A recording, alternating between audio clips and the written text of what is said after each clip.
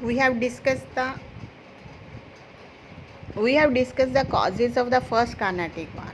क्या causes थे, क्या बताया था मैंने अभी आपको कि बर्नेट जो थे वो आए थे, लेकिन कार्नेटिक के जो नवाब थे अनवरुद्दीन ने जो था रिफ्यूज़ कर दिया था वार के लिए, लेकिन ड्यूप्लेक्स ने क्या किया, अटैक किया। वो अपने प्रॉमिस से हट गए थे, उन्होंने मद्रास को कैप्चर कर लिया था। उसके बाद जो था बाद में फिर ब्रिटिशर्स ने जो था वो अटैक किया, उनसे क्या कर दिया, फ्रांस भी वापस ले उनसे मद्रास भी वापस ले लिया, और फ्रांस जो था वो हार गया था। France was forced to sign a treaty and hand over Madras back to England. ये क्या था इसका कंक्लूजन, देखो कंक्लूजन क्या था इसका, हमने कॉजेज देखे थे। इन 1748 the war ended with the signing off the, कौन सी थी ये यहाँ पर ट्रीटी हमने दी हुई है, रेडुस में देखो क्या दी है, treaty of Aix-la-Chapelle, which brought, क्या किया था उन्होंने बेटे, which brought the Austrian war of succession to a conclusion. जो ऑस्ट्रिया में आपको बताया ना, ऑस्ट्रिया और प्रशिया में भी वार चल रही थी वर्ल्ड लेवल पर, यूरोप में।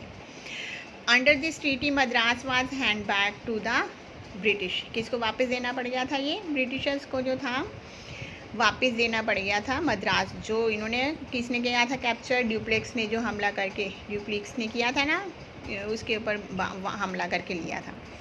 तो ये इसके सिग्निफिकेंस क्या हुए, फर्स्ट कार्नेटिक वार के सिग्निफिकेंस क्या हुए थे, क्या थे हुए थे, there was a rememberable for the battle of the saint John's Madras, ये जॉन्स के लिए काफ़ी, मद्रास का जो थे काफ़ी उनके लिए यादगार रहा। Fraud between French forces and the Nawab of the Carnatic, Anwaruddin के बीच में ये लड़ाई हुई।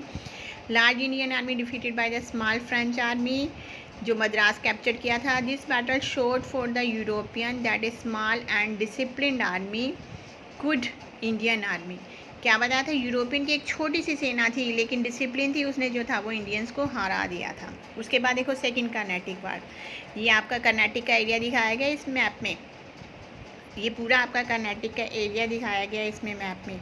ड्यूप्लेक्स का ये सपना था कि वो इसके ऊपर अपना राज्य करना चाहता था, लेकिन किसका हुआ, ब्रिटिशर्स का राज्य हुआ। किस किस के बीच में हुई, फर्स्ट भी कर्नाटिक वार किस किस के बीच में, इंग्लिश एंड फ्रेंच, जितनी भी कर्नाटिक वार हुई हैं वो सारी इंग्लिश और फ्रेंच के बीच में हुई हैं।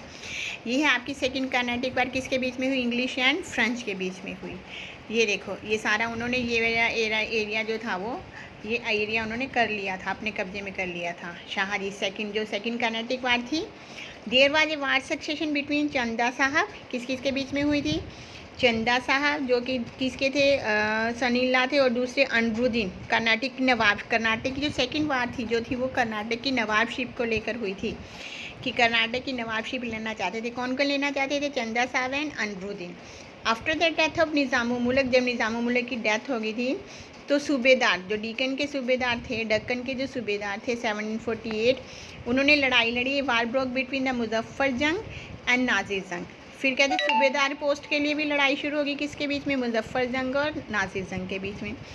इसके बाद फ्रेंच ने जो ट्रीटी साइन की थी मुजफ्फर जंग के साथ, और चंदा साहब ने किसकी हेल्प ली थी, वेल ट्रेंड फ्रेंच फोर्स की उन्होंने हेल्प ली थी। डिफेटेड नासिर जंग अनवरुद्दीन को उन्होंने हरा दिया कर्नाटक के नवाब के उसमें। अनवरुद्दीन की डेथ होगी, अनवरुद्दीन की डेथ के बाद उसका जो बेटा था मोहम्मद अली वो भाग गया। तो इंग्लिश ने क्या कर लिया, प्लॉटेड विद नासिर जंग and defeated the French army. इसमें भी उसमें भी क्या हुआ था, सेकंड कर्नाटिक वार में भी क्या हुआ था, फ्रेंच की आर्मी की जो थी हार गई थी, और कौन जीत गया था, आपका ब्रिटिशर्स जीत गए थे। उसके बाद third Carnatic war, it began in 1756 between French and English.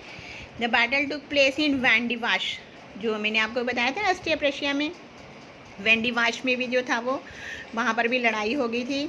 French was defeated, वहाँ भी फ्रेंच हार गई थी। Dupleix was back to grace back to France in grace. जो ड्यूप्लेक्स जो हमने पीछे देखा था ना मैप में पूरे, उसके ऊपर कर्नाटक के ऊपर अपना कब्जा करना चाहता था, उसको जो था वो डिसग्रेस होकर वापस जाना पड़ा। ये थी आपकी 3 कर्नाटिक वार्स, इनका ही मैंने आपको दिया था कल होमवर्क।